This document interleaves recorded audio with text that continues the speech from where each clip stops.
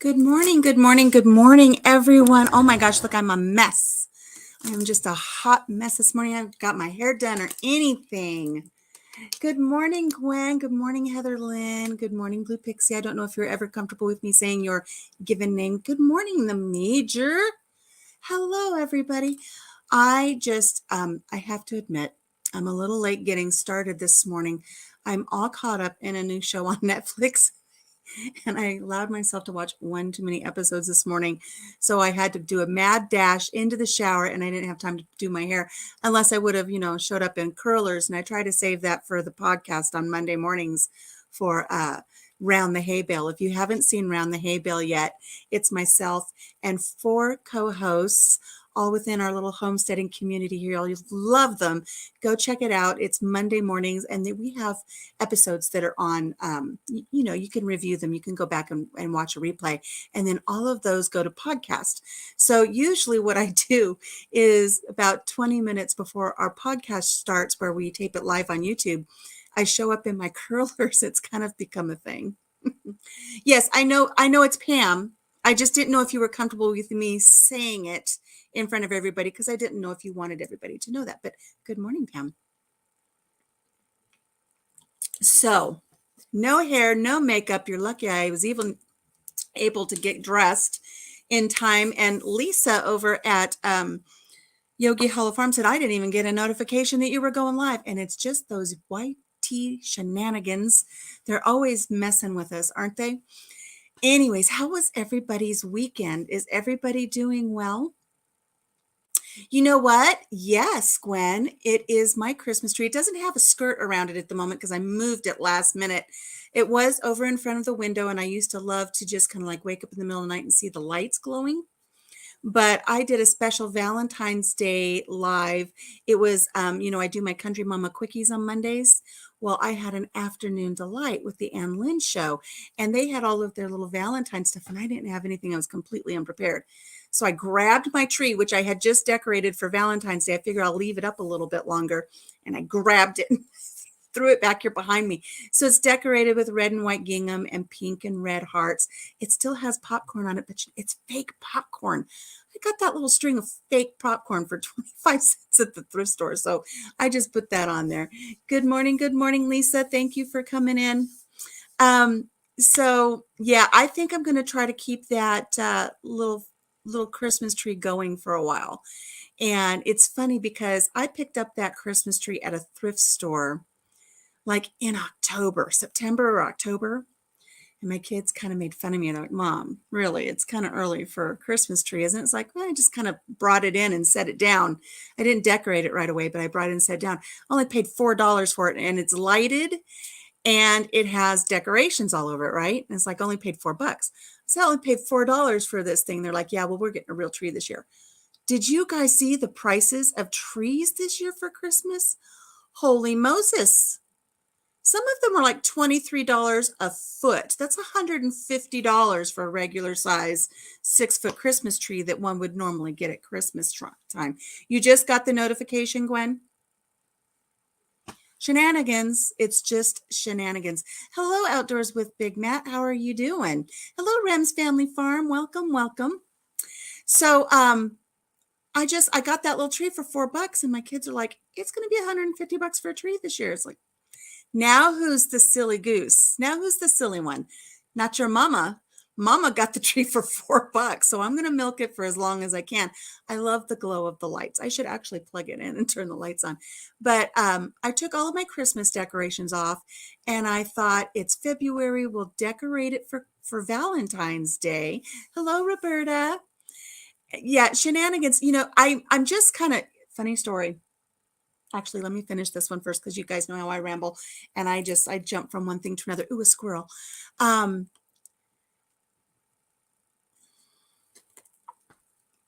Brain fart. It all just flew right out of my brain. Anyways, I figured for February I would decorate the tree. So I went to the thrift store, not this past Friday, but because we had too much snow and wind, but the Friday before, and they had these cute little cookie cutters, pink and red and all different sizes. And I just bought all the cookie cutters. They were only 25 cents for 2 packages. So 50 cents. And I came home and I took all of the Christmas ornaments off and I just threw a whole bunch of little pink and red cookie cutters in heart shapes up there. And I figured it's my little Valentine's tree. I'll enjoy it a little bit longer, celebrate my mama's birthday, which was Valentine's Day, and just enjoy the glow of the tree. Welcome, Danny. Hello. Anyways, I wanted to comment on Lisa and I, we've been kind of throwing around stuff lately about shenanigans. And it used to be that shenanigans was a trigger word for me, believe it or not. Shenanigans used to trigger me because I used to work with a girl who was younger than me, but was my superior. And she and I got along quite well in the beginning. She's the one that I mentioned the other day when she was just working at her desk one day and she just stopped and she huffed and I'm like, what's wrong? She goes, your roots are distressing me. I was, what?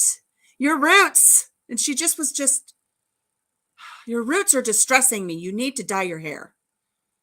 It's like, my gosh, we're dealing with children whose lives are impacted by special needs every day in our job. And you're distressed over my roots? Really? But I can at least put a little color on my lips. Good morning, Lynn and Lynn. So she was my supervisor. She was always doing things that we would say shenanigans. Something would go wrong at work. It's shenanigans. And we would just lob shenanigans back and forth all day long. And it was fun. And it was kind of our word. And it took me a little while to really understand what our relationship was at work. Because it started out as, I don't even know how to word this. It developed into psychological warfare with this individual, okay? And it started with, just like in my first week, I would, this was a whole new area for me to be working in, a lot of things to learn. Good morning, Ann Dale. And the first week, when I was really trying to grasp what I was doing, learning the ropes, I would ask, which was my first mistake, never ask. I'd ask, well, how did I do today? Do you have any feedback for me? And she's like, you did good, kid. You did good. Now, keep in mind, she's, she could be my child. She's younger than me. I'm like, okay. She goes, you'll know when you do wrong. I said, oh. She goes, oh, yeah, because we'll have to come up with a fake name for this person. Dolly. I'm going to say Dolly. Dolly was our boss. She says, you'll know when you do something wrong because Dolly will yell at you. Oh, okay. So, another few days would go by and it's like, okay, well, I'm leaving for the day. I hope I did okay for you. She goes, did Dolly yell at you? No. Okay, then you did good. So then it started being where I wouldn't ask anymore, but I waited every day for Dolly to yell at me. And it became this psychological warfare thing where I knew Dolly would yell at me if I messed up. I knew I'd get the look from this person who I shared shenanigans with back and forth that you're going to get yelled at by Dolly if you don't knock it off. And I didn't want to be yelled at by Dolly. I don't like confrontation. So at the time, my husband had, I don't want to say lost his job. The job that he had for 23 years closed down because of the whole General Motors thing in 2009, where they closed down 1,200 dealerships and then the government bailed them out. Anyways, 23 years, not even a thank you, and out he goes. So he actually started working for the same place I was working for. And he had his own job duties. And at one point, his job duties kind of crossed over with someone in my department's job duties. And he was doing what he was supposed to do, but this other person didn't like it. So they ran to Dolly and said, it's not fair. He's not being nice to me. And he was very nice to this person. He went out of his way to do nice things for this person, but she wanted him to break the rules on something and he didn't do it, so she went crying. Well, a meeting was set up. A meeting was set up with this individual, my husband, and Dolly. You've seen my husband. He's a tough man. He's raised by a former Korean War veteran / truck driver / mechanic. I mean, he grew up in a harsh environment. He can handle anything. He had that meeting with Dolly, and he called me from a parking lot. He's going to hate me for telling you guys this. Called me from a parking lot sobbing because Dolly had gotten a hold of him in this meeting. And then it was like, oh crap, now it's on, because now I really don't want Dolly yelling at me. And it created a lot of tension. And my husband always said husbands and wives should not work at the same place, because things like this happen and then it causes chaos. But we were at this point where it's like the job opened up, he needed a job, so he took it. But I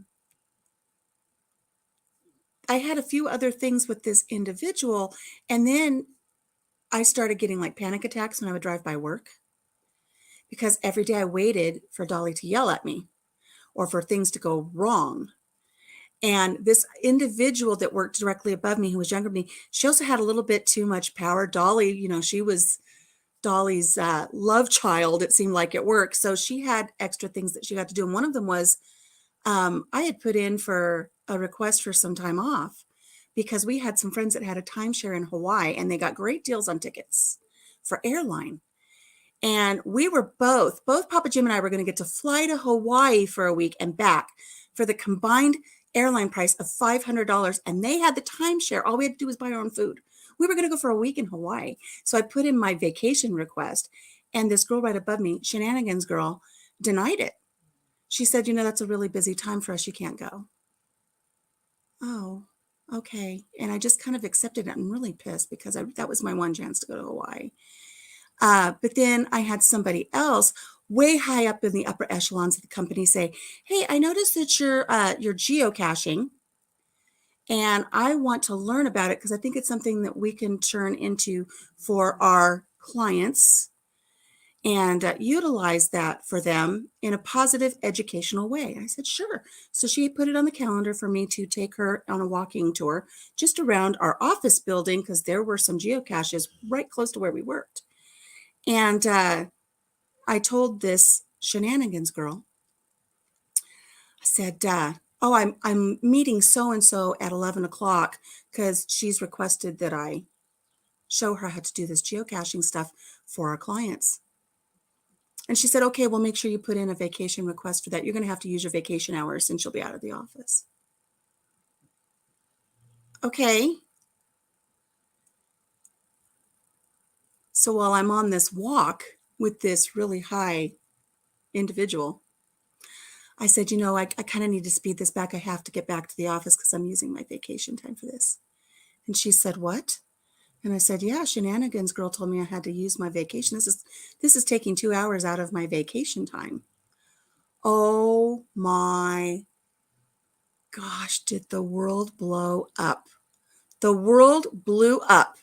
Once that made it back to like the higher ups in human resources, big meetings were called.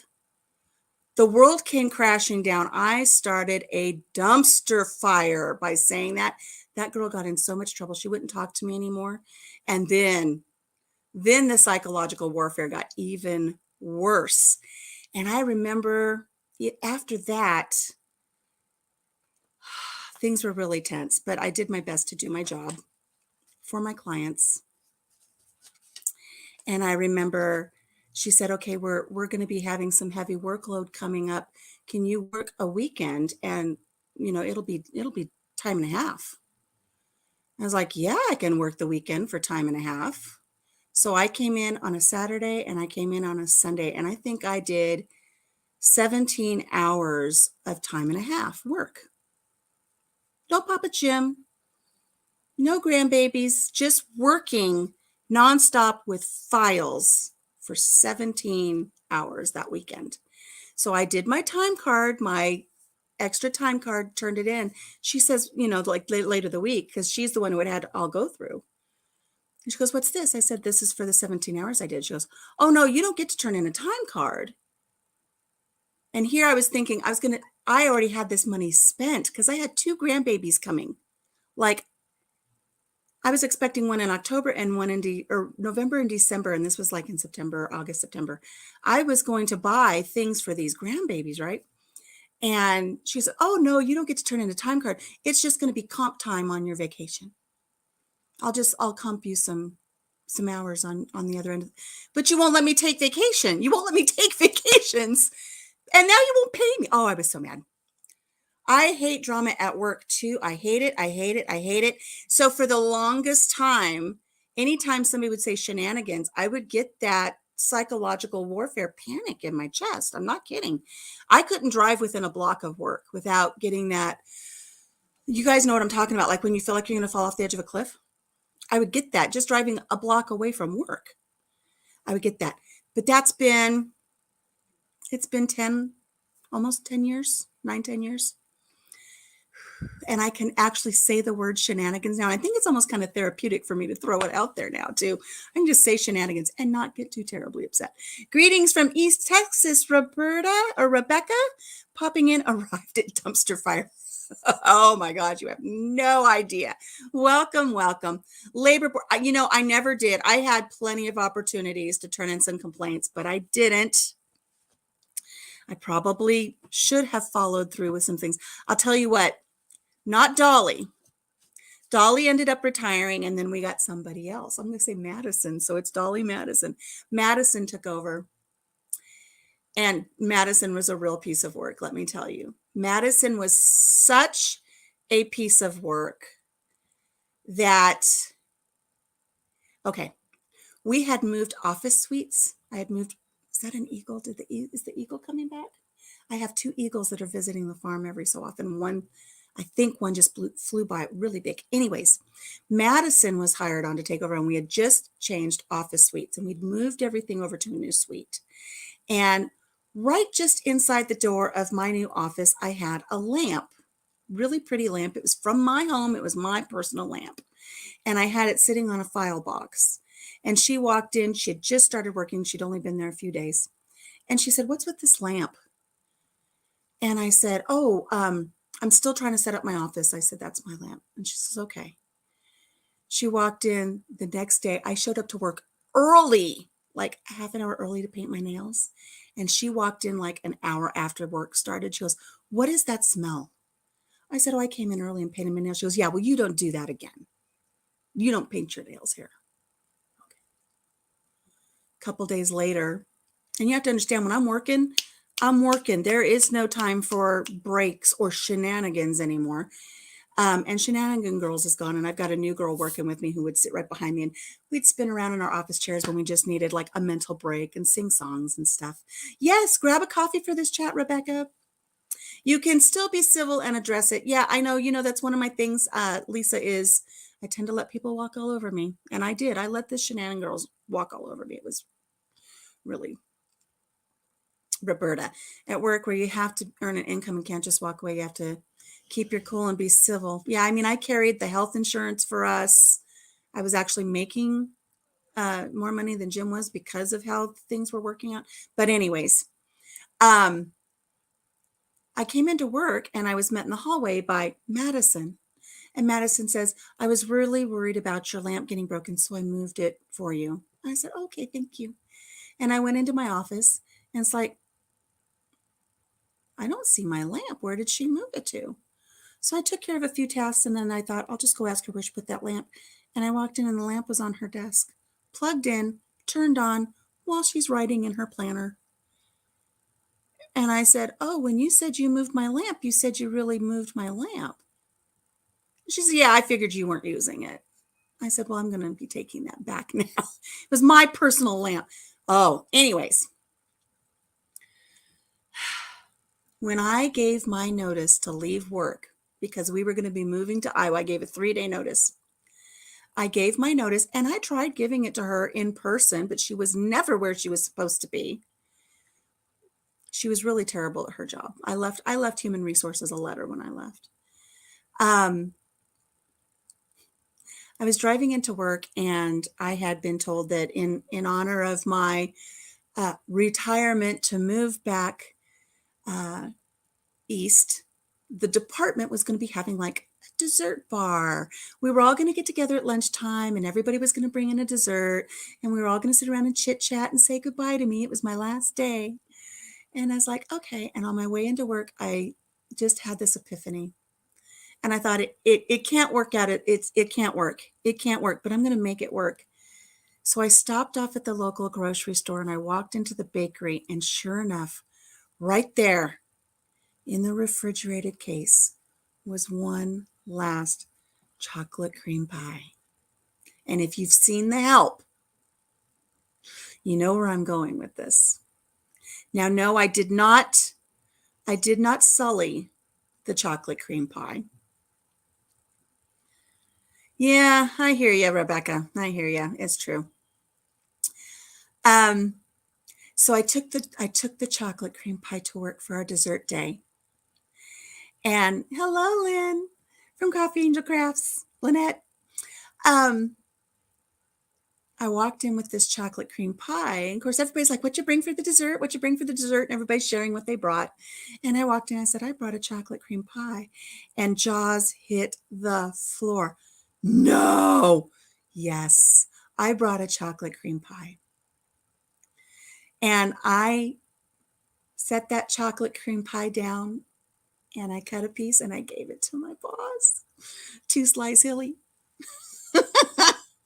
2 slice Hilly. I had a similar situation when I was an apprentice. When I left, I put it all in my resignation letter, and I gave it by hand to the head of human resources, and 80% of the kitchen staff was sacked. I tell you what, not only did I serve her that chocolate cream pie, but I was so happy to get out of there. But my coworker that sat behind me, not the shenanigans gone, but she really was like a BFF. I call her my BFF. She's not my best friend from when I was 8, but she's right up there. She got sacked 3 days later by Madison. Madison had us lined up to terminate us one by one by one. She was going to B-52 the place and bring in her own people. And so, yes, The Help. So I was going to get fired anyways. I know I was on the chopping block. If I would not have quit, I would have been fired by this woman who had no idea what she was doing in that department. None whatsoever.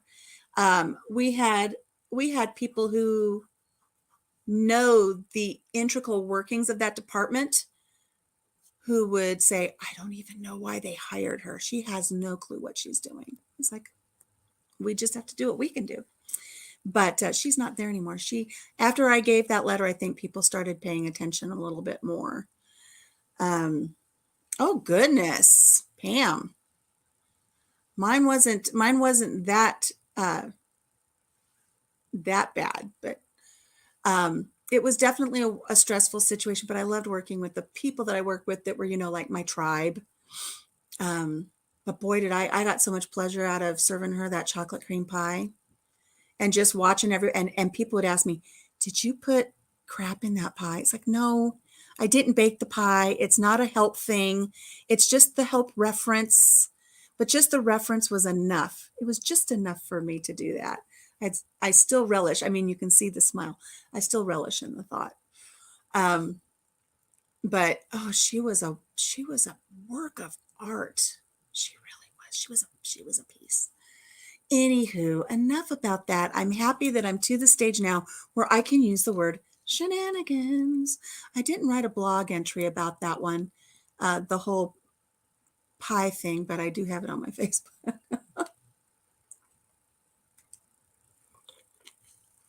Right, Rebecca? I tell you what, I went out, even though it was stressful. I never really kind of let it known at work that I was stressed. But in between Dolly and Madison, we had another department head step in and kind of try to run the department during that time. And it was during this time that I was actually put out on medical leave. I was out on disability for 12 weeks for an arm injury. And it's something else I was talking about with Yogi Hollow Farm last night. I mean, I really did hurt myself bad enough when I encountered a shark on a kayak expedition. I really hurt myself because I was afraid the shark was going to get me. And it's this whole story. Some of you've heard it before.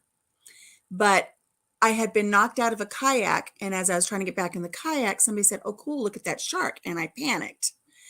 And I was trying to get back into the kayak, and I actually tore the tendon that comes down your bicep and connects to the outer edge of your elbow back here by the tricep. I actually tore that tendon trying to get up into the boat. And, I had therapies and cortisone shots and all these things, and I was trying to nurse it as best I could. But when you're dealing with files, a lot of files and heavy files, and I would go to take them out of the file cabinet, even using two hands, which some of them were so heavy you had to use two hands, I would re-tear that tendon. It would heal a little bit at night, and then I'd re-tear it. And I ended up seeing my general practitioner, and then they sent me to an ortho, and then they sent me to a hand surgeon, and I had to have MRIs and all kinds of stuff. And they said, "Look, if you don't let this heal, you're going to have surgery. The only way to keep you from having surgery is I'm going to put you out on disability and just tell you to stay home. You're not allowed to wash the dishes. You're not allowed to sweep the floor. You're not allowed to do anything for 12 weeks because this has got to heal." And the only way they were going to do surgery is they were going to have to cut me open at the elbow, remove the head of the tendon because it was all dead tissue and torn. And they were going to take a tendon out of my wrist, reconstruct the tendon in my elbow and reattach it, and then pray for the best. There was only a 50% chance it was even going to work. So I was out on disability for 12 weeks. When I came back, that in between Dolly and Madison, she came and sat on my desk one day, and she said, "You're not allowed to go out like that again because we can't afford for you to be gone. You can't do that. You just can't do that." And it's like, it was a genuine thing. It's not like I was off just playing hooky from work. She goes, "I know there's really nothing wrong with your arm and that you had a mental breakdown." And I said, "No, I really hurt my arm." Alicia, I know. No, really, a surgeon put me out on disability.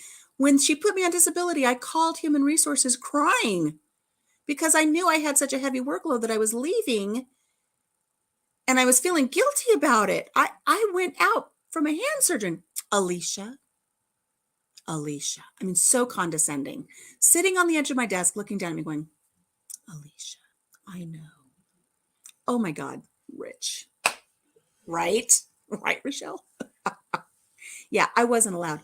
And also when I came back, since I was out for the 12 weeks, I came back, and this in between Dolly and Madison met with me at Human Resources. I had to sign paperwork and bring my doctor's note back that I was allowed to return back to work, limited duty. I couldn't lift things and stuff. And in between says, "Now you need to let us know if you have any upcoming doctor's appointments." I said, "I don't know what I've got coming up for this." I said, "But I got," she goes, "No, for anything. You have any upcoming doctor's appointments, you need to tell us about them. You need to report them to HR because we need to start keeping a file on you." I'm like, what is going on here? You don't need to know when I go to see my gynecologist. You don't need to know when I go in for a mammogram, but they wanted all of it. And it's like, forget that. So I did not, I think about it now. I had completed a sleep study, and I was supposed to go in and see a neurologist. I didn't go because she had her thumb on me so much about reporting all this stuff and that I couldn't take time off of work. I didn't go follow up with the neurologist.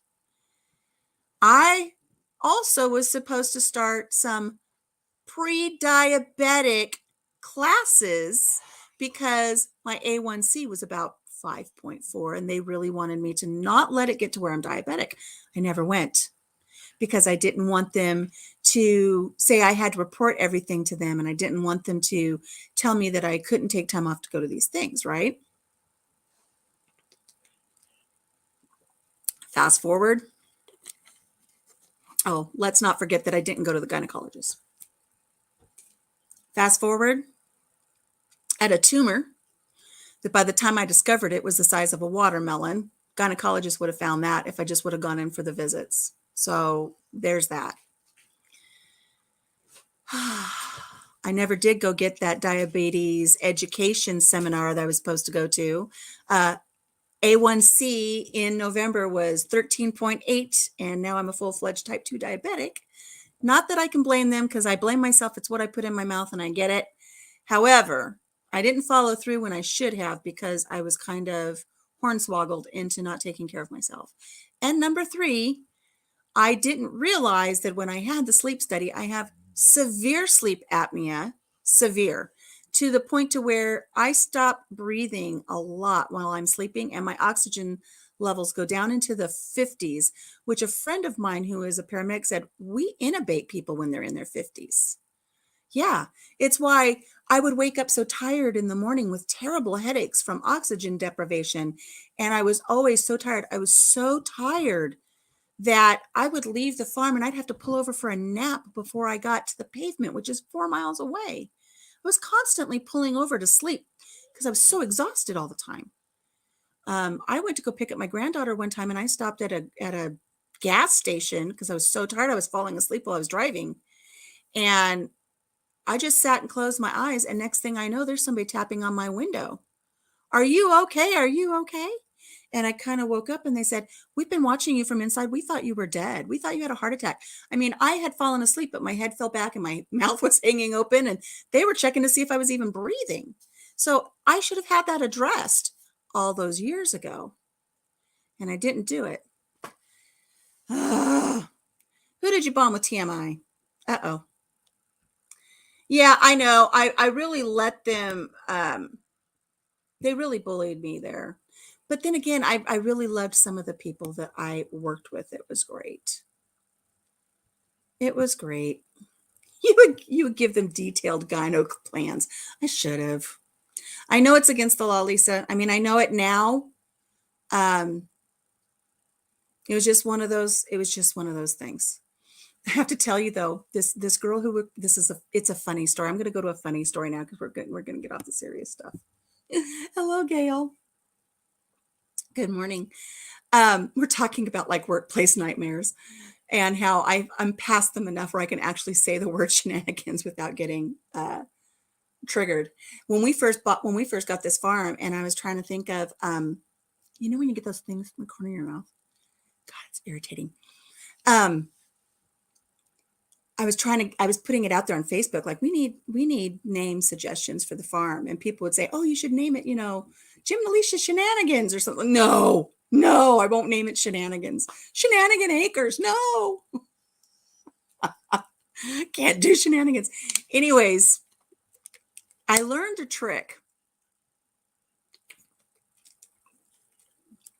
And you've probably seen it.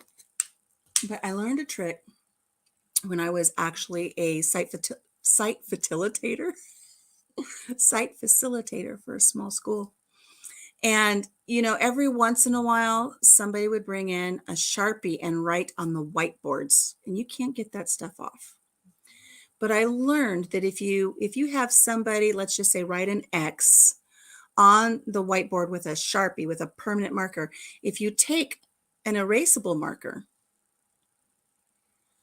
and you go over it and then you wipe it off, it lifts that dark marker off. It works. It's great. I know, spit it out.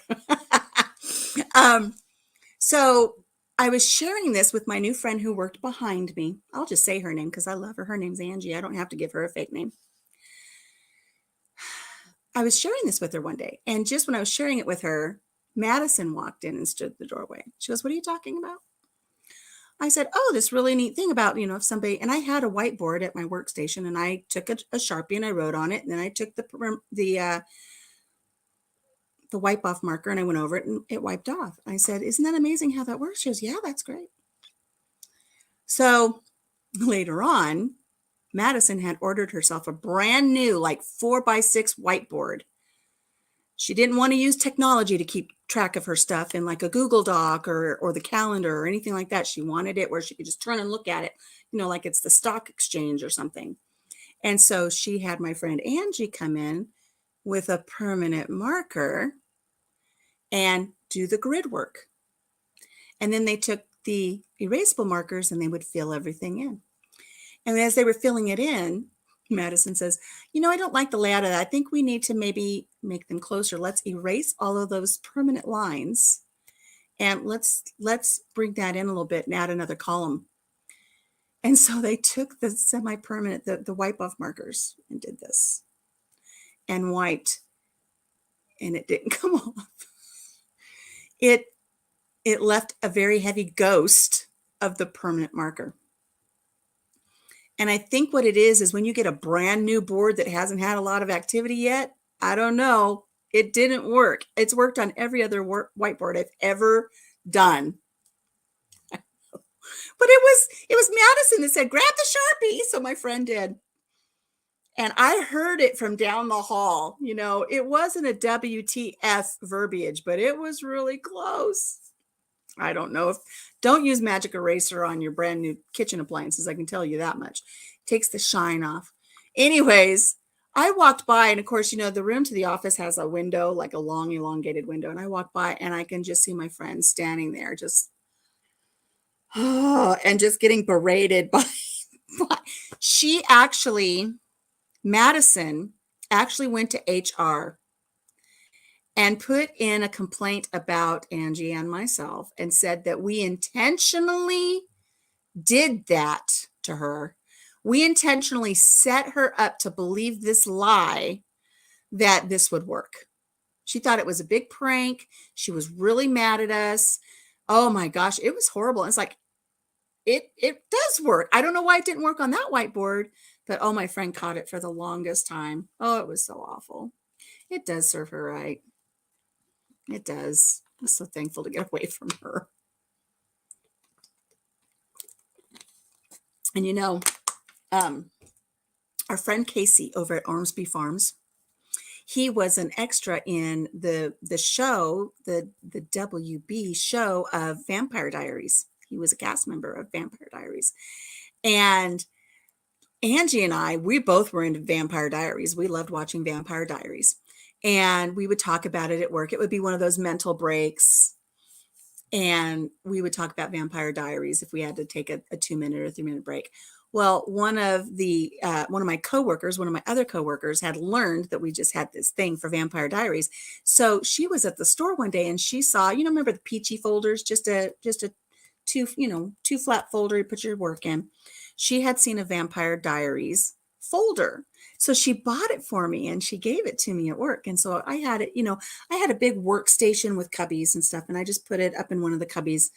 And if things were really, really stressful, I would, spin around in my chair and I would sing a Bee Gees song or something silly, or I Will Survive or whatever. And my friend would start laughing and I'd say, Damien's looking at me. And because they were it was one of those pictures that no matter where you went, they were looking at you. And I'd say, he's looking at me today. And she's like, oh no, he's looking at me. And we would just joke back and forth about this folder. Well, when I left, I gave it to her and she had it sitting on her desk and she came into work the next day. That folder was gone. And she wondered where it went. And Madison said, oh, by the way, yeah, that's not appropriate for work. So I confiscated that. You shouldn't have that at your desk. We don't want our clients to see that. We worked in a highly confidential area. Our clients didn't come back to our offices. If our clients came to our work, we met them in the lobby to discuss anything that they had. And then if we had to, we could take them back to Madison's office. But all of the confidential stuff was in our offices. So we didn't have clients back there. So why can't we have our folder? Oh my gosh, it was just such a thing. Hello, Mad Acre Farms. Best morning coffee chat ever. Well, Rebecca, I'm glad you're here. I go off on stuff all the time. She was just jealous. Damien never looked at her, right? Damien knew better. Ian Somerhalder. Those blue eyes. So we actually, my friend and I used to pass a meme back and forth. And it's a picture of a lemur like on a tree branch, and it's going like this. So we named her Delamure, is what we called her. Delamure wants you in her office.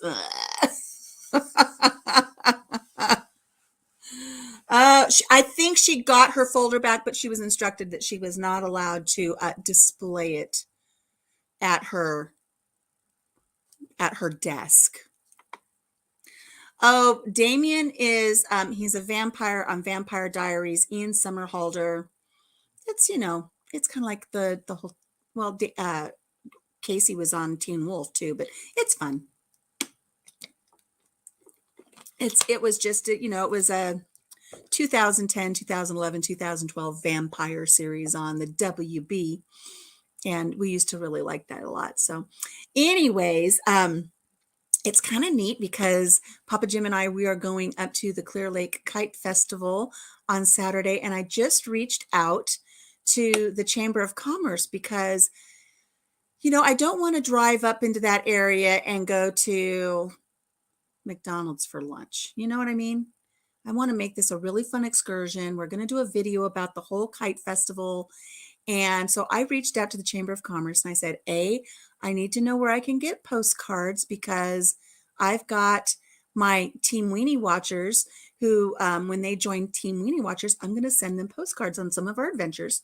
So I need to know where I can buy postcards. And 2, I would like recommendations for a really nice family-owned restaurant there in Clear Lake where we can come and have lunch, where they would benefit from a shout out on YouTube. So, and then I said, and also any local history. Of course, we'll take pictures outside of the surf ballroom where Buddy Holly and Richie Valens and the Big Bopper last performed before their tragic plane crash. And I said, we'll go out to the crash site, but we're going to save that for another day because it really is about a quarter of a mile trek into the middle of a cornfield. And with all the snow we've got right now, I'm not risking going out there right now. So we'll do that later. I said, but if you have anything that is historically relevant to your area that my viewers would like to know, make sure, you get that information to me. I'd love to have it. And she said, oh my gosh, on Saturday while you're up there, the surf ballroom will be open. So I'm going to get to go into the surf ballroom and get some historical information about the surf ballroom where Richie Valens and Buddy Holly and the Big Bopper were, and Waylon Jennings. So that'll be kind of neat. I get to do that. So I'm really excited. I think when we go on our future adventures, I will be reaching out to Chambers of Commerce and asking them, give me a little bit of insight before I go. It is going to be cool. Yes, I will put the video won't be instantaneous. We're thinking about possibly trying to go live, but when we went live at the ice castles up in Minnesota, we had kind of sketchy internet. I don't think we're probably going to get good internet out in the middle of a frozen lake, but we might try. We'll see.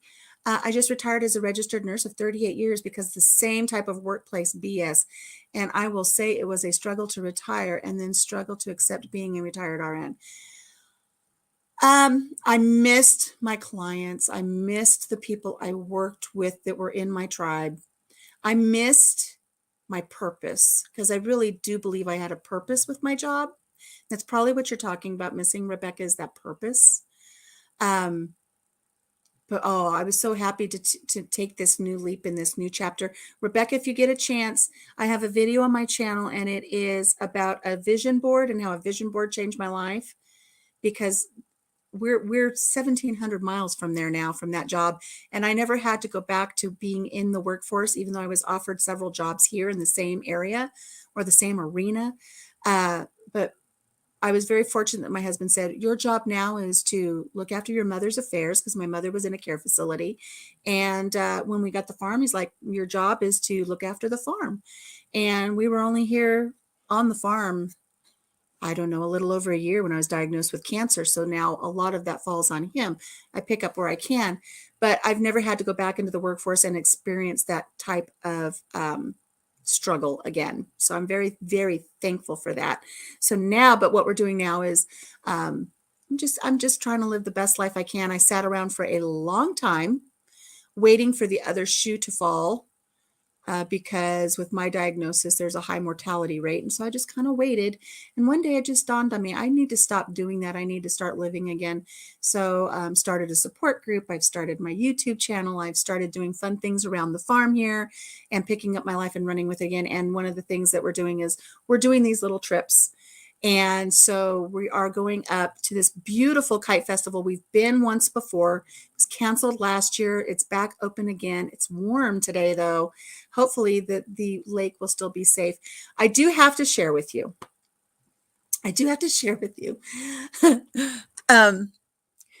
And yeah, Lisa, I'm going to say it. So I'm a very, very impulsive creature. You know, I'm so impulsive. This is why I buy tickets to go kayaking and get in a kayak and not read the fine print and realize that we'll be kayaking at a natural reserve area preserve where nurse sharks come to have their babies and stingrays. And so that's why there were sharks when I fell in the water and I panicked and hurt myself. And yeah, it's abuse. It was all abuse, but I'm getting over it. You don't realize sometimes that you do have a little PTSD. I had work PTSD for quite a while. But that's not why I went out on disability. It really was my arm from that potential shark attack. When I hurt myself and I thought, oh, I just hurt myself, it was like, oh, I fell out of a kayak. When it got serious to where I was going to have surgery, it's like, I'm a potential shark attack victim. This is what's happened. You got to, all of the facts are true, but why not make it interesting? If people ask me when I was in an arm sling, what happened to your arm? And I said, I fell out of a kayak. Yeah, well, it sucks to be you. But if I said I was a potential shark attack victim, they're like, really? Tell me about it. And so I tell the story and they get a lot of laughs at it, but we have a good time. So yes, impulsive is my middle name. I think I actually put that in my blog entry about the shark attack thing is, I'm impulsive to a fault. It's my middle name. So I will impulsively join in on people's family reunions, even if my skin isn't the correct shade, and I create quite the stir. I have a lot of fun. I photobomb people's, family pictures at parks. I have all kinds of fun. I'm impulsive. And so I was sharing with Lisa over at Yogi Hollow Farm something that's kind of on my bucket list, something I want to do. And it's an impulsive thing. And even though I've kind of been thinking about it for a while, it's impulsive, my wanting to do it this trip. So I love the movie Grumpy Old Men and Grumpier Old Men. And I love it when they go out onto the frozen lake and they do their ice fishing in their little ice shanties.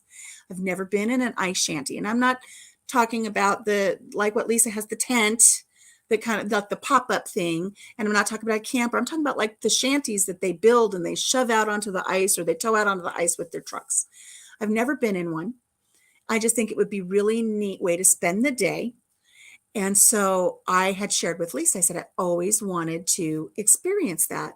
So I think what I'll do, this is me talking to Lisa. I think what I'll do is I think when we go up to this kite festival on Saturday, one side of the lake, and it's a very big lake, one side of the lake is where the kite festival is. And these are big, beautiful kites. But on the other side of the lake is where all the ice shanties are for the ice fishermen.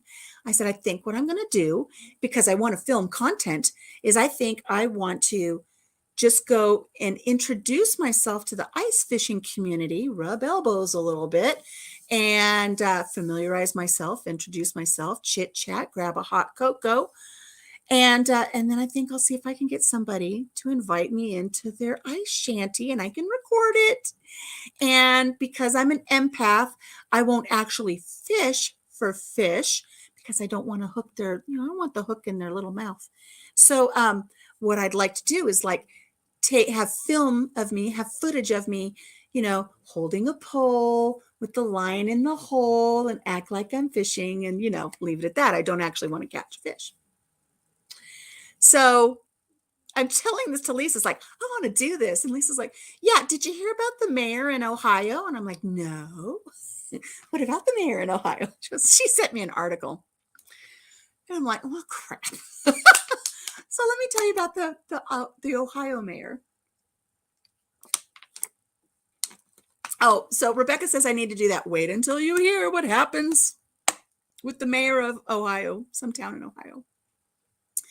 So she sends me this article, and it's got a clip and everything, of a news clip or something, footage of, there's this mayor in this city in Ohio, and I guess there's this proposal before the city that they want to allow ice shanties on one of their frozen lakes so the fishermen can go out there and fish. A string tied to my waist. Yeah, because if it's something's going to happen, it's going to happen to me. I would fall in. It'd be like a whole baby Jessica thing, but the hole would have to be this big.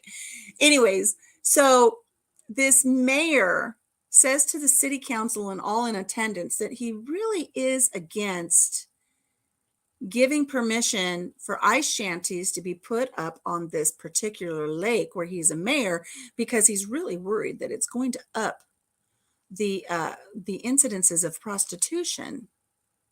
So he's really worried that the prostitutes are going to take advantage of turning tricks inside these ice shanties with the fishermen while they're out there fishing.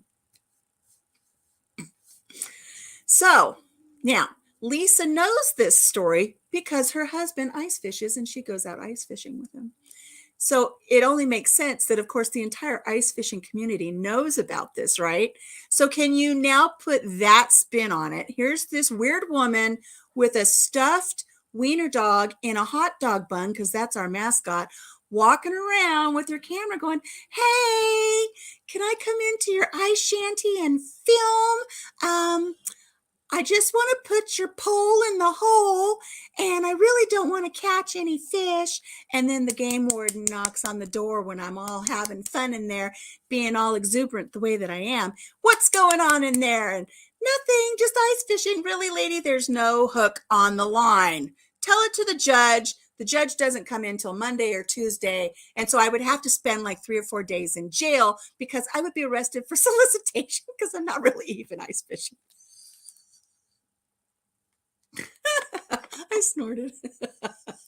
So I'm telling Lisa, it's like, oh my God, I'm so glad you told me, because I really would have been that naive to just walk up there and do that and not even know that this is kind of the thing right now of this mayor saying all this stuff. And of course, Papa Jim would be with me. My husband would be with me. And then it'd be like, oh, so you're recording this filth. You can go to jail too. Oh my God. I still might see if we can venture over. We actually drove over to that side of the lake. I think it was our first winter here. And I remember it distinctly. It was Christmas Day and my mother was in the hospital. So hubby drove me up to visit with my mom. And when we got done visiting with my mom, it's like, let's just drive around the lake. It's so beautiful and peaceful. And so we went to where the ice shanties are. It's really on a very, it's the quiet side of the lake. It's not where you have the lakefront homes and all of the busyness. It's really on the back side where not very many people live, and there's just like little access roads. It would be a fun video. It really would be a fun video. I might even put a spin on it, but it would be fun. You will need a non-ice fishing visitation, non-prostitution permit. I would need a NIFVN PP. Oh, and I'd have my extra wiener with me, my wiener dog. Oh my gosh, I forgot what I was saying. Oh, anyways, so after we visited my mom's, let's drive around the lake. And so we drove around the lake and we found one of the access roads. It's like, let's just drive up to the edge of the lake. We're not going to drive out on the lake because we're not trusting enough. There's big trucks out there. People drive their vehicles out there, but we're not driving on the lake. So we drive down this little access road so we can kind of look out at all the ice shanties and everything. And then it's like, okay, well, we're going to go home. So he goes to turn around. I'm supporting my back, by the way, just so you guys know, when my arm's behind me like this, I'm supporting my back. I'm not scratching my butt or anything. So we had just enough room to just kind of pull forward and then try to turn around. And there's a lot of snow. And Papa Jim pulls forward, and then he just veers just enough to where he can turn around, and I just feel us go right into the ditch. Right into the ditch. There's so much snow, and the ditches were filled up with snow. And we weren't familiar with the road, so we didn't know there was a big ditch on each side of the road. And we just went, clink. It's like, I told him, I said, oh my God, we're going to die here. We're going to die here. We're going to freeze to death. It's Christmas Day. Nobody's going to be out. They're all home with their families. We're going to die because there's no getting us out. We're not getting out. And I didn't panic. I didn't cry, but I was sitting there going, we're going to die. We're going to die. I'm glad I got to see my mother today because I'll never see her again because I'm going to die. And I can't even move. I can't move. I'm sideways and like I'm compacted in snow. Thankfully, my window was up and I'm just sitting there. And Papa Jim, he manages to crawl out. And so he crawls out. And luckily, a truck showed up. And, okay, so we're toppled over in the ditch, but we still have our California license plate on the truck because we're that new. I don't think we had it switched over yet. And, they're looking at us going, stupid tourists, stupid California transplants. And so they got these tow straps out and they were able to crawl under the very front of the truck and strap us all in. And Papa Jim got me out of the truck and I walked to the very end. And sure enough, those people pulled us right out of the ditch. And Papa Jim, he said, thank you. And they're like, hey, no problem. It happens every year. And yeah, you would immediately have to be. Oh my gosh. Yeah, scratch my butt. Okay. So we were able to get out of there and like hang our heads and drive off, but we've never been back. We've not been back. I think that was 2013. We've not been back to the ice shanties. And here's my first big go of Viva la life, going for the gusto. I want to get out there and do things again. And I want to go out. And Lisa's like, yeah, there's this whole prostitution thing. Oh my gosh. I do write stories, Roberta. I have a blog. And I don't know if I'll ever get it published, but I do one day maybe hope to do a coffee table book of some of my stories. Oh yeah, no more California plates. That would be awful. And yes, guys, Gail's having a giveaway later on tonight. She's getting her stuff ready. So check out 7 Central. Make sure you go on over to her channel. If you've not already subscribe, watch a couple videos, leave her a comment, give her some love. I think most of you here know her. So, but I do have my stories written down. And so the name of my blog, which I don't care sharing it. It's not like I get any money for it. I should somehow put it on so I can somehow get some money for it. I need to publish it. It's called My Life as a Grape in a Box of Rocks. But I think the page is actually My Life as a Grape at Blogspot, or mylifeasagrape.blogspot.com. It's a Blogspot video. I haven't been there in a while. Hello, Ben's over Acres. No, I'm in Iowa now. So yes, the mayor in Ohio is worried about the ice fishermen's, fisherwomen's, fisher peoples, but leave it to me to introduce the prospect of the risk of prostitution on ice shanties in Iowa. It's tomorrow, Gail? What day is today? Today's Wednesday. You know why I thought it was today? Because I thought my appointment was 17th. I have a doctor's appointment. I thought it was on the 17th. I was shocked after you invited me that it was the 16th. So I obviously still was thinking that I had to do my appointment and then be home in time to do your live tonight. But it's tomorrow night. Thank you for telling me that. I do have a pen. I was going to write it in lipstick because I would. But let me write it down real quick, a reminder, and put it on my thing here. I have to change it. Gail, live, Thursday night, 7 p.m. Be there. I'm going to put it up. I'll use a Sharpie. Rebecca, you're awesome. You're awesome. Let me see if I can real quick pull up the blog because I can't remember. My Life as a Grape. is it at Blogspot? At blogspot.com. Oh, look at that. It is. I got it right. My life as a grape in a box of rocks. Let's see. Before I bring it up, should I just post one of the funnier looking stories? And that way when I share the actual page. Okay.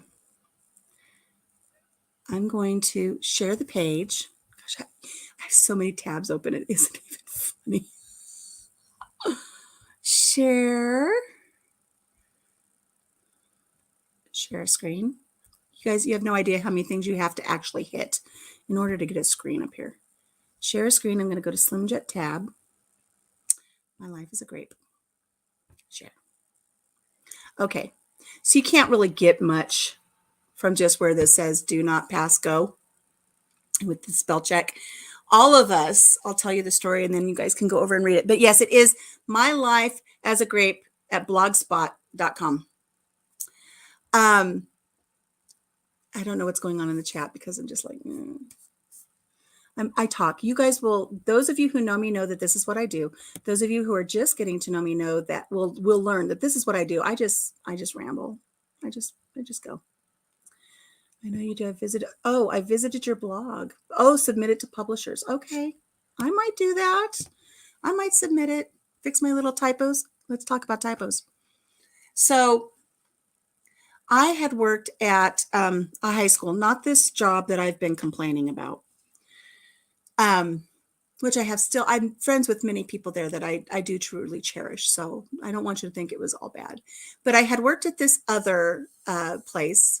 It was actually where I went to high school, and then my kids went to high school, and I ended up working there. It was kind of neat, full circle kind of a thing. And I worked in a special needs class.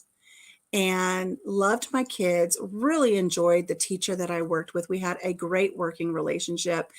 And this is high school. And so we really had a hard time keeping our high schoolers engaged in the curriculum and getting their work turned in. And we were always trying to come up with different ways to keep them motivated. Yeah, I had looked into self-publishing at one point for my children's book. And then I just, you're going to get on me like Lisa gets on me about doing my crochet on my channel. It's like, I need to do it. I need to do it. I need to do it. I'm a terrible procrastinator. And so somebody said the other day something about procrastinating. I said, oh, the procrastinating hooker. Now see how it all comes into the whole fishing thing now? 2 weeks ago, I was calling myself a procrastinating hooker. This week, I'm talking about being arrested for solicitation in an ice shanty. Oh my gosh.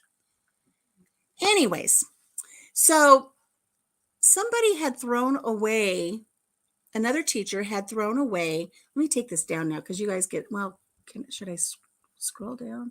Do I have any other pictures? Oh, I don't want to open a new tab. I want to go here. I'm going to scroll down on this one a little bit. Oh, look, that's not my butt in a dumpster, but you get the point. I like to dumpster dive.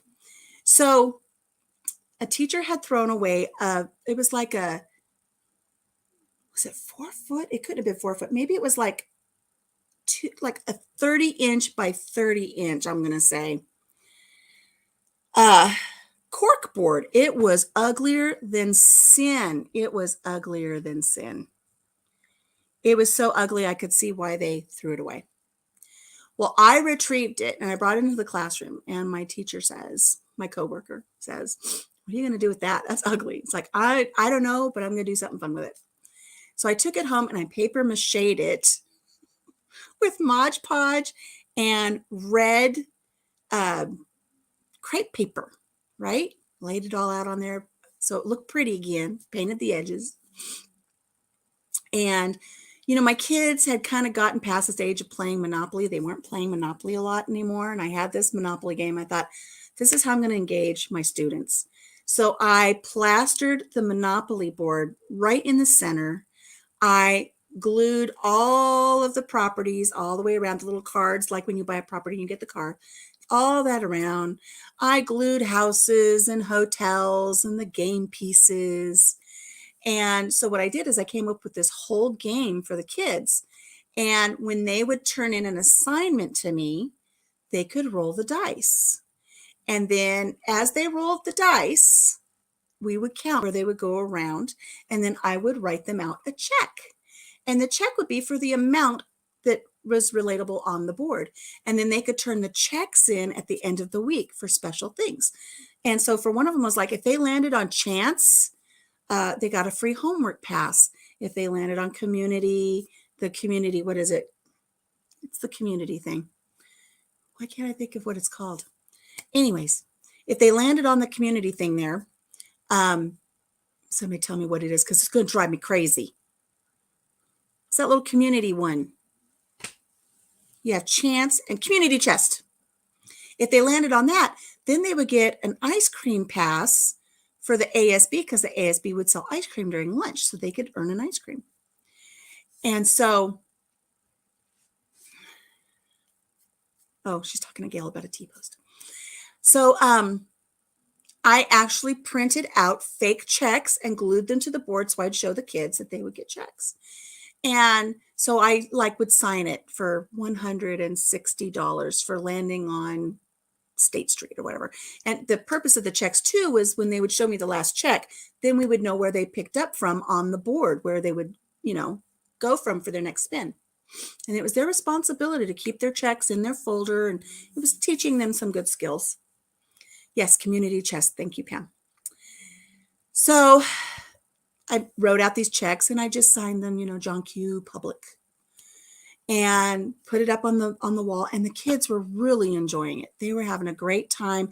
The game is going really well. The teacher who ran ASB, the ASB advisor, used to be my teacher when I went to school there. And when I approached him, I said, could we get some vouchers for ice cream? Would you donate them? And he did. It was all great. So it's starting to make the rounds at school amongst the teachers. Hey, Alicia up in Zach's class, she's really got this game going and the kids are really enjoying it. And so other teachers would come over and they'd look at it and go, this is really neat. I think I might want to do something like this for my kids. And the principal came up to see it and I got to explain it. I was just like, I was so proud. Everybody was so supportive. It was so wonderful. And I just loved it. And the kids loved it and the teachers loved it. And I was so, so thrilled that it was such a great thing to do. It made it all the way to the district offices, right? So one day, the head school psychologist for the district psychologist, was on our campus at the high school that day, and he had heard about this game, so he wanted to come up and see it. I was so happy. I mean, like, my gosh, I'm almost a celebrity. Everybody's talking about this game.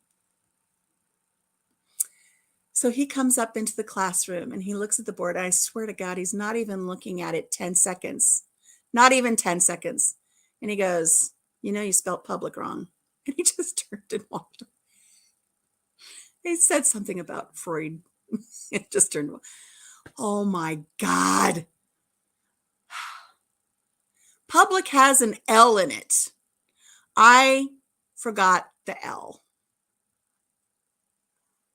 All this time, all the teachers who came up to look at it, all of the checks, because I just printed out all the checks that I could fill in. They were already signed. Oh, okay, Lynn. Thank you for showing up. So all of the checks all said John Q. Public without the L. I'm going to let you come up with, yes, I can't say it, but it's in the chat now. I was absolutely mortified. How many people had come up and they didn't even get it? They didn't see it. My husband never saw it when I was making the game at home. My kids never picked up on it, and they were high schoolers. You'd think that with the mother like this, they'd have some sort of sense of humor to pick up on stuff like that. The school psychologist picked up on it. Oh my gosh. Much love, Lynn. Thank you. Yeah, back to the fishing shack she goes. Oh my gosh. I had to take those checks down and make new checks to put up.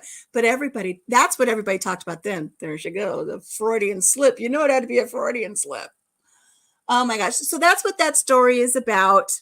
On my blog is about, what did I title it? What did I title it? Do not pass go.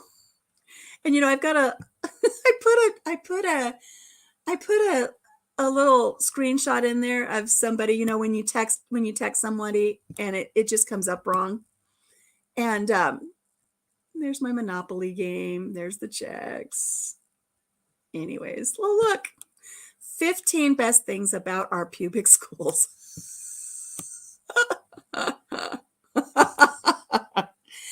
Well, I put into this story too that I have a dear friend, and she was having like a class reunion with some of her friends from high school, and she was really, really nervous about it.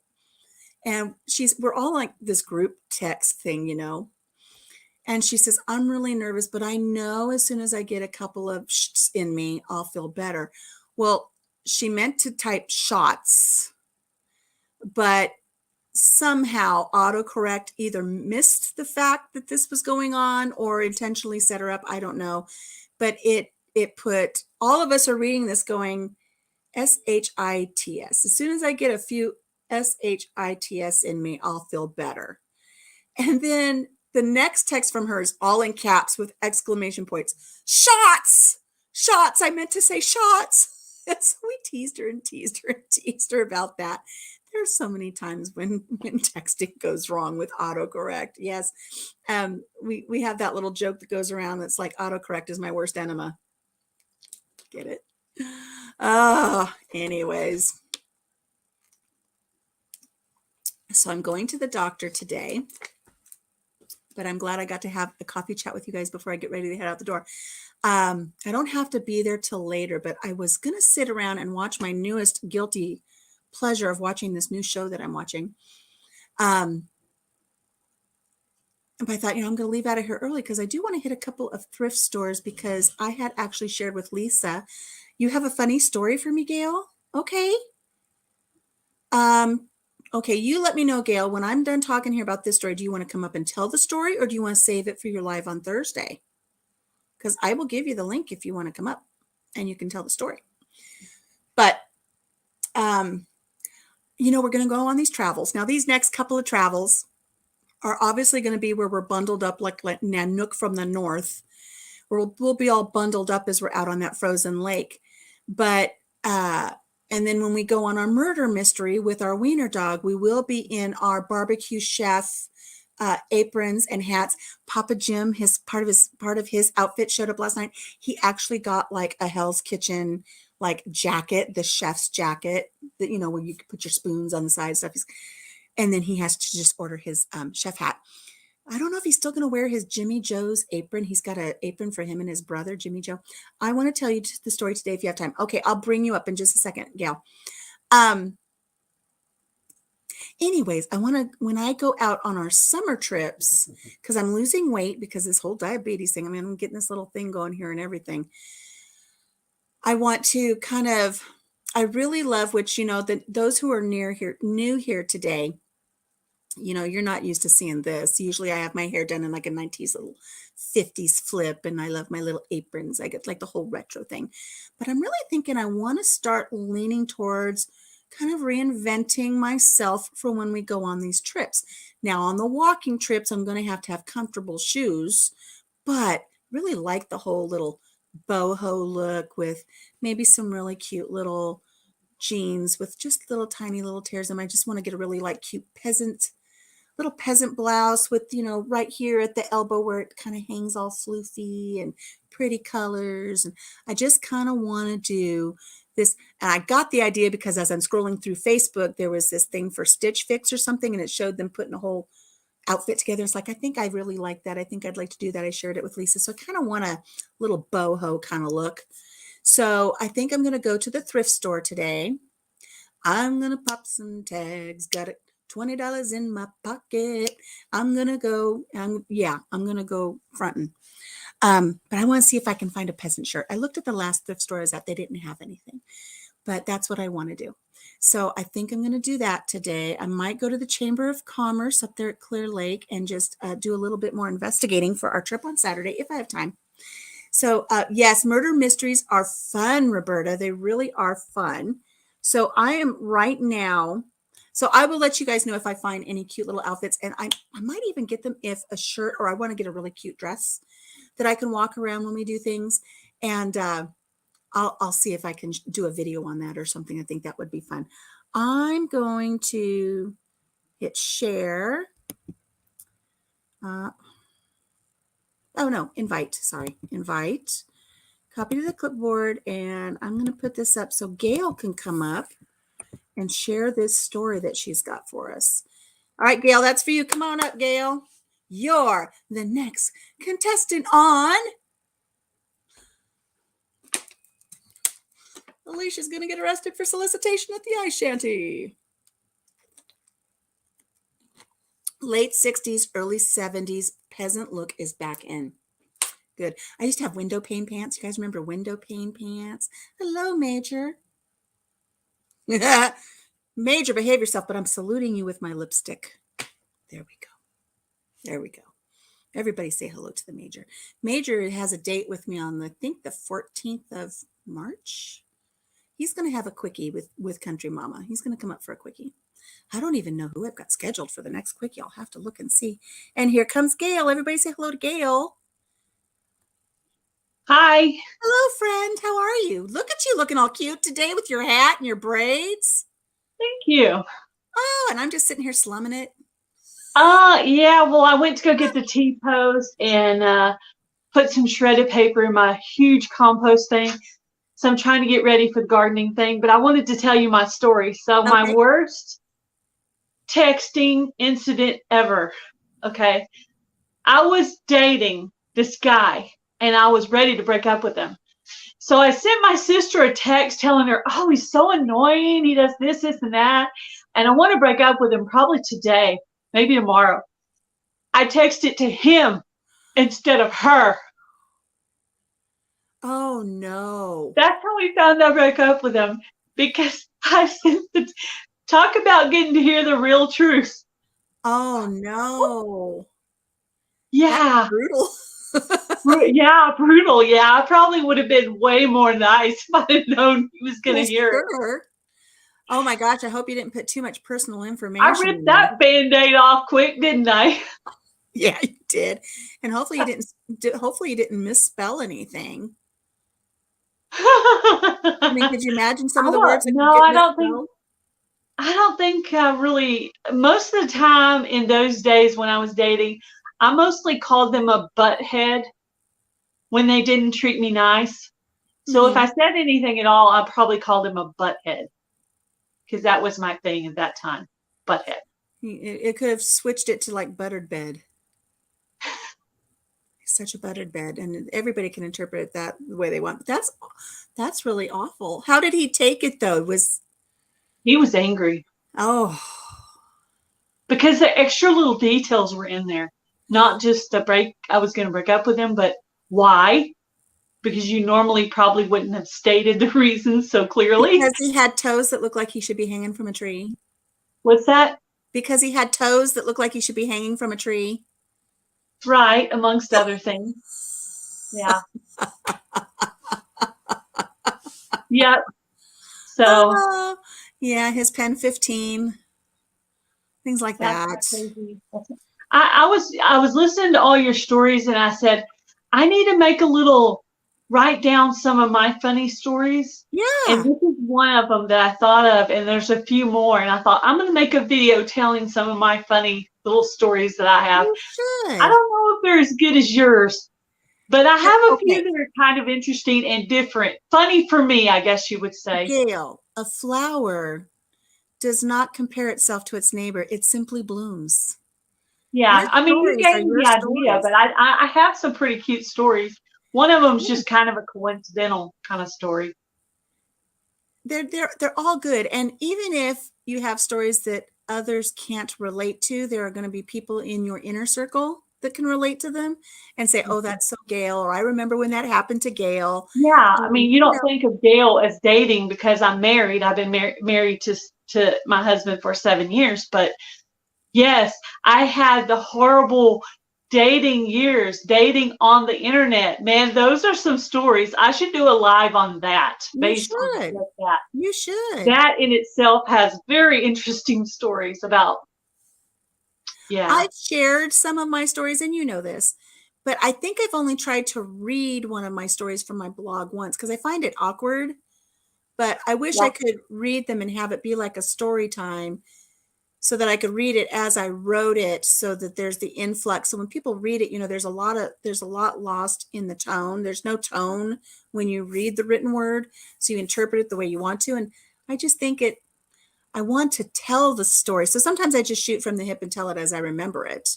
But I write them down And and I they're love in your my story blog. about the mistake you made on the game. That was pretty funny.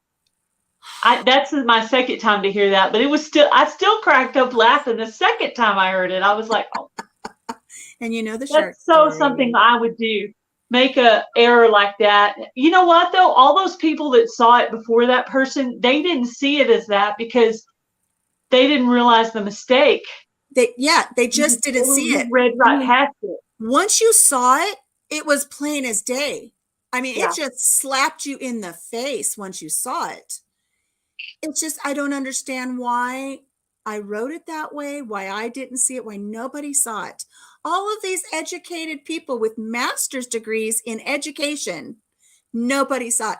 But the I second, always have my stepdaughter proofread because she's really smart. She reads a lot and she writes stories and stuff. And I figure I'll let both the daughters and the husband see it. Then if it passed all of them, it should be okay. Of course, one of my daughters cannot spell. The other one spells and writes very well. well, my like I said, my son went to that high school and he was, in the upper parts of the class, he was in AP classes and stuff. He was smart.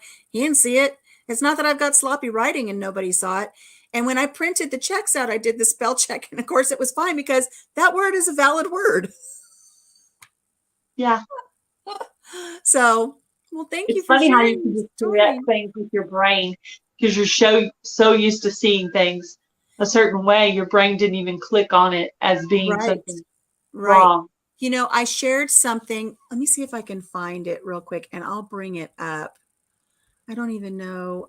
I shared something I want to share it because you just brought something up that made me think about it.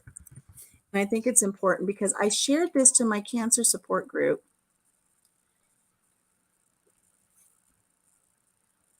I want to grab it real quick here.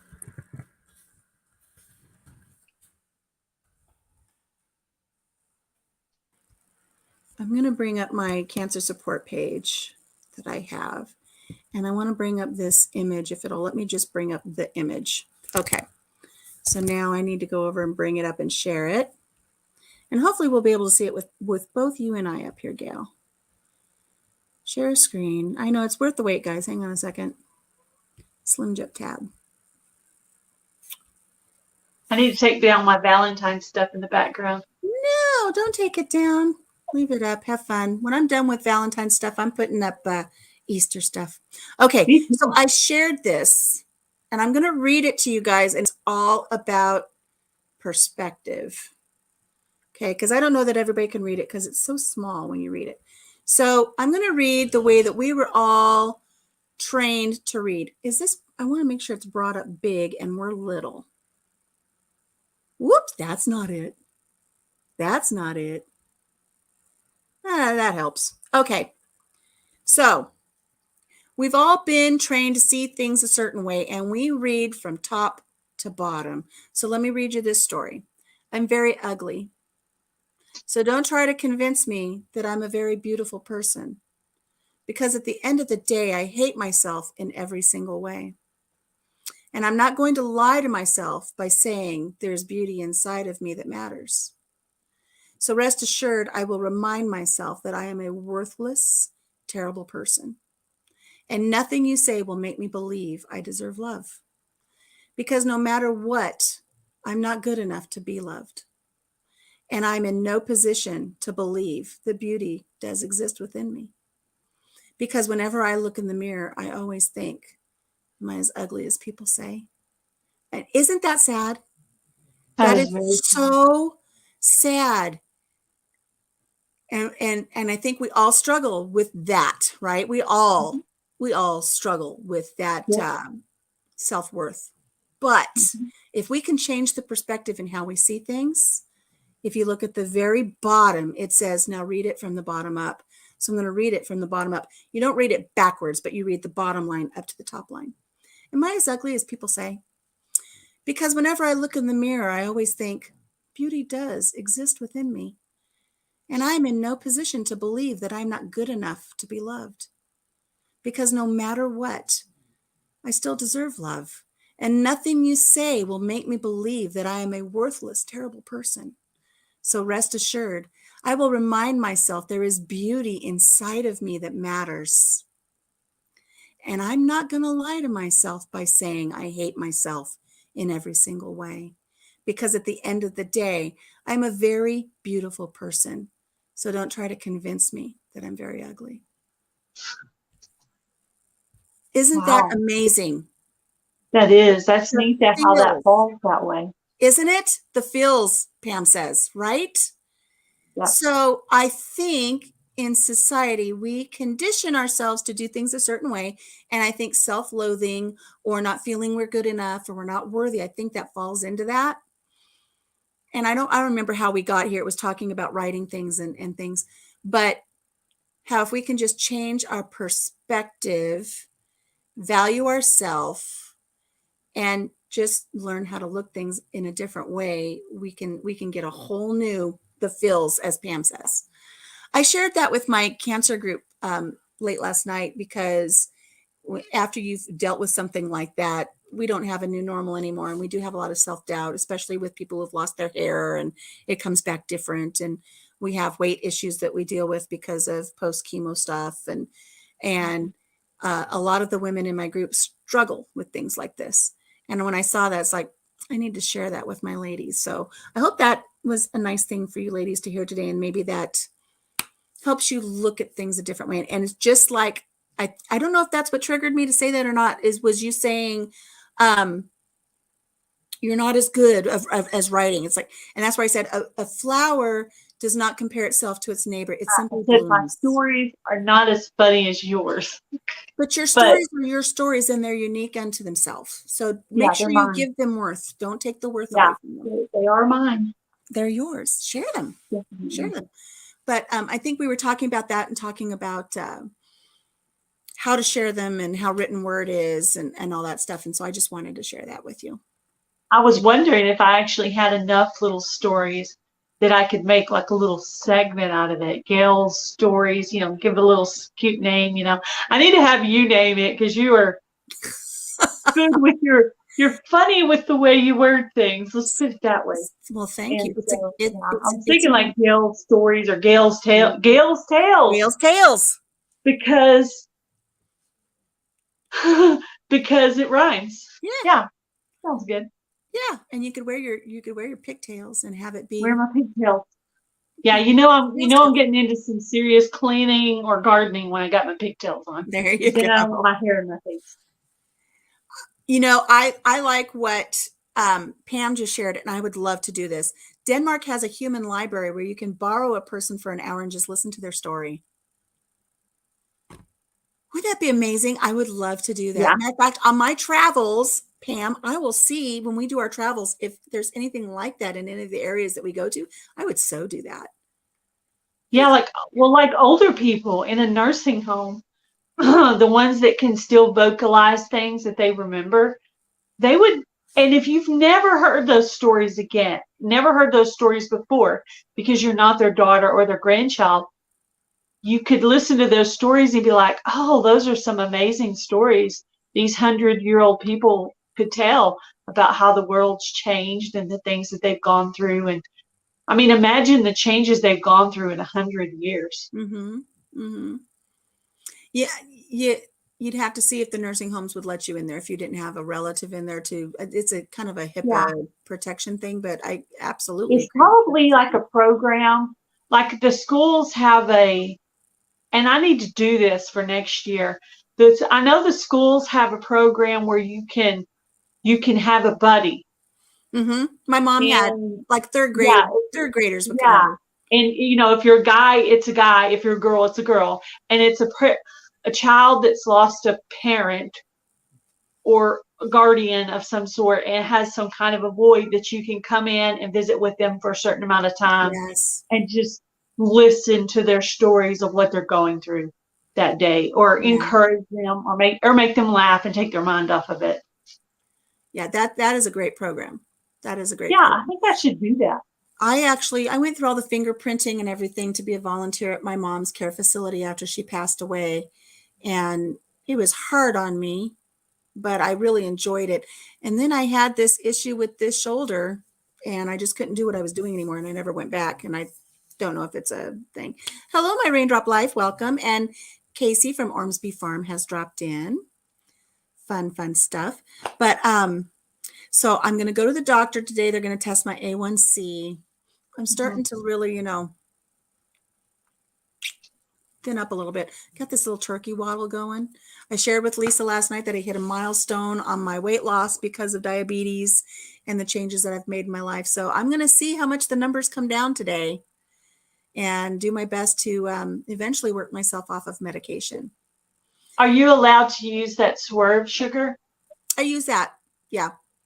Because they do send out coupons. And I was going to write down, and I was going to do it in honor of you. I was going to do a Coupon Gale segment on the healthy products that you could get. Like the ones I used back when I was on my diet, like Bob Red Mills and Pamela's and Holy Guacamole and, stuff that's like not super, super bad for you. Right. And swerve sugar, stuff like that. Yeah, because I had to give some of my coupons to my daughter-in-law or the stuff that I picked up, like the King's Hawaiian bread. Yeah, I'm going to have to. I need to clear out what's in here and get started. I need to just get started. I still have a bag of pierogies in the freezer. Can't have them. They come in bags where you're at. I can only find them in boxes here. Well, the coupon was 4 boxes, but they didn't have any boxes, so they told me I could take the bag. Oh, that's right. And that's it's the right. size of 2 boxes. And then they gave me the coupon back. Wow. So Pam says there's visitors programs at some nursing homes for those who don't get visitors. Well, I did Big Brothers Big Sisters and years ago, and I had to go through it was almost like I was adopting the child. It was such a stupid thing, but I went through it, and I had a child for about a year. So, yep. Yeah, I had to go through the whole fingerprinting, DOJ, make sure that everything was on the up and up before I could, even though I had been going there for several years to be with my mother, and I would interact with other residents while I was there with my mother, for me to come in now as just a citizen. And what I was doing is I was going in and I was like doing little lotion hand massages and painting the ladies' nails and spending time with them and stuff. That might be a good thing for me to do, though. Go in, see if and they loved it. Find a program and see if I can join it or whatever. Yeah, I just I've got this issue with this shoulder. It's inoperable. It's from the chemo. And I think I was just sitting just wrong when I was painting somebody's nails, because it's not like they're sitting at a proper table in front of you. Mm-hmm. They're in their chairs and I'm having to lean over and paint their nails and massage their hands. And I don't know, I did something and I ended up having to get a cortisone shot, but it's inoperable. So it's like, I can't allow myself to do that. I just got, the doctor just sent me for 3 x-rays on my back, and she got the results back, and she's telling me I have arthritis in my back. So. Well, I have some compressed discs, and after my attempt at a snow angel a couple of weeks ago, they're very compressed now. Mm-hmm. I need to hang upside down from a tree or something, because it was not gracious. It was not pretty, and it's another reference to grumpy old men, because I do want to put together a little video short of Anne Margaret falling back in the snow to make her snow angel, and Jack Lemmon falling back in the snow to make his snow angel, and then me not gracefully falling back and landing with a thud going, and show the imprint. The imprint is disastrous. And I just want to kind of end it with like, it was an ugly snow angel anyway. I won't be doing any I of have to those tell movies. myself that there's certain things I can't do anymore. I have to tell myself, and I don't want to, but like, girl, I don't think you should probably do that. I tell myself that all the time, and then I do it. And then it's afterwards, it's like, yeah, that wasn't smart. Yeah. Like I'm planning some of these adventures that we're going to go on. And it's like, I'm going to do that. And it's like, do you really need to? Maybe you shouldn't do that. Maybe you should find something that you tone it down a little bit. Because, when I did the whole shark thing and I fell out of the kayak and this cove that we were in, like I said, you'd look down and there were sharks underneath you and stingrays underneath you. Well, then they had these cliffs, and on the cliffs are houses. And I also had, I got this on Groupon. I was so happy I saved 50%. And so, but I'd also purchased another tour for the following couple of weeks. And that was a Segway tour where you ride the Segways. And it's all up on those cliffs and you see the homes. And Dr. Seuss's home was up there. So it was this whole tour on Segways. It's like, yeah, because I'm thinking when I write my blog post about kayaking, it's like Did you anybody say can Dr. kayak. Seuss? Huh? Did you say Dr. Seuss? Yeah. Yeah, it was Dr. Seuss's house. Yesterday, I made my green punch recipe, and in the comments, somebody said, "Oh, your green punch would go great with the green eggs and ham." It It's would. funny you said that because somebody just said, I'm trying to remember who made that comment. I want to say maybe it was Joe Serrano, but I'm not sure. We're going to say real quick, say goodbye to Rebecca. She says it's been a great morning, got to fly, but hopefully I will be able to catch next Wednesday. Don't forget to get your fish hut permit. My foot. Thank you so much for Rebecca for chiming in. And I will be going live on Saturday if you haven't left yet, because we're going to, my husband's going to stuff my piñata. So make sure you show up for my hubby to stuff my muffin. And we're going to announce some information about naming our wiener. That's what I was going to tell you, Gail, is make sure I need to submit my name. I have to think of a good one now. You need to submit your name to name our wiener. Roberta says, I tend to forget all of my medical issues when I see a need, go out and get lots of physical activity, and then later I have to take days to recover from straining or re-injuring your back, neck, and shoulder and arms. I get it. I get it. You know what? I'm young at heart. My body says not quite so much. Not just because of the ailments, but because of the weight, which is coming off. But I can't help it. I just jump right in and I do stupid things. But I did have those Groupons to do the Segway Tour. Did I buy them or did I just have them in my shopping cart? I think I just had them in my shopping cart. I think I was tempted to do them and I didn't get them. But, squirrel. Like squirrel. You should see that guy at the Tractor Supply when I told him I wanted 6 T-posts in my little bitty car. You should have seen his expression. You know what is really fun? Go in there. I said, well, all we got to do is just pull down this little thing and set this down, and they'll just slide right in. And then he loaded them for me, but when I got back to the house, I opened it up and I pulled them out myself real carefully because I didn't want to rip the seats or anything. Oh, yeah. And then I didn't want to have to take them all the way around to the back. So I pulled them out one at a time and picked them up like this and threw them over the fence line. Oh my gosh. Because I didn't want to drive all the way around and I don't want to lug them all the way around either. Right. It's like an Olympic event. Instead of the javelin, you're just chucking T-posts. Hey, as long as I didn't hit the cat, we're good. Oh my gosh. As long as I didn't knock out Miley, we'll be all right. But I looked through the fence and I couldn't see her, so. I would have heard her, I think. I think she would have made noise. I remember when we had the 4 boys. Oh, there's the fattest little chipmunk or squirrel. We raised 2 baby squirrels that were abandoned. And every time they come up to the window, I wonder if it's either, gosh, what did we name them? They had great names. Now I can't think of it. My mind just went blank. But I love that when they come up to visit. I used to love it when we still had 4 boys at home and I'd go grocery shopping. And back when $200 was like 2 big full carts of groceries. Yeah. And I would walk up to a Fiat. The poor kids pushing your cart, the kid that works there, and you walk up to a Fiat and you say, do you think it'll fit? And they're like, oh my God, what have you done? Just kidding. I'm in this big, massive minivan over here with all my kids. But I love doing stuff like that.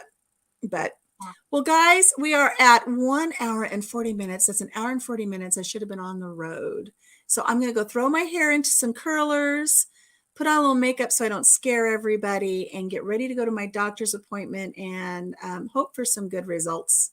I think I put the work in. I think I'm going to be victorious in this. So thank you, Roberta. I appreciate it. Heather Lynn, we'll see you later. And we will see everybody Thursday night, 7 o'clock at Gale's. And then Coupon Gale's. And then I will see everybody at 10 o'clock Saturday morning. It's not the usual 2 o'clock in the afternoon, 10 o'clock Saturday morning for our pinata stuffing for our mysterious trip that we're going to be taking. Got some information about that. We'll have some information about naming our wiener, and also some information about Club Weenie Watch or Team Weenie Watch, because I've already got somebody who has committed to Team Weenie Watch. So we'll talk a little bit more about Team Weenie Watch now. That's going to work. I think it'll be a lot of fun. So Joe, take care. Bends over acres. Be blessed, like you said. Thank you, Roberta. I appreciate the prayers. And I appreciate everybody showing up and spending a little time with me, even though I look like this today. Have fun, Alicia. I'll try not to let it happen next week. On the fun part, not the doctor appointment, but the other parts. Oh, I'll have fun with that too. You know what I'm going to do? I'm going to actually ask the doctor a medical question while I'm there. I would really like to record it, but I know I won't be able to. But, you know, I've been watching this show and it's done now. I've moved on to another show, but we watched the show about Catherine the Great. And Peter, who used to be the emperor of Russia, he passed away at a very early age. I think he was like in his 20s. I'll have to look that up. But when I looked up researching him, they said that he died from hemorrhoids. And I want to ask my doctor, how is it that a young man died of hemorrhoids? I want the scoop. I want to see what she says. I put her on the spot about hemorrhoids. Wow. That is funny. I hope she cracks out laughing. She might give you a serious answer. You never know. Well, I kind of seriously want to know. I mean, back in the 1700s, what was happening in their diet or something that would actually, how does a person die from hemorrhoids? Like, did he have a blowout and hemorrhaged? Or I want to know. Have a good day, Ann Dale. I want to hear the story about that after you find out. I think I will seriously ask her. I'm going to tell her that my subscribers, my YouTube family wants to know. Wants to know. Yeah. So that's what we'll have to do. All right. Everybody in the chat, have a great day. Thank you so much for coming in. And Gail, thank you for coming up. I appreciate it. All right, guys, I'm going to go get ready and pray for safe travels today. It's kind of windy and the temperature's an upward where stuff melts and then it refreezes and it melts and it refreezes. We're kind of right in between there. So don't want to hit any black ice or anything today, but have a great day, everybody. We will see you on Saturday and I'll update everybody on how things go at the doctor's today. Mwah. Bye, guys.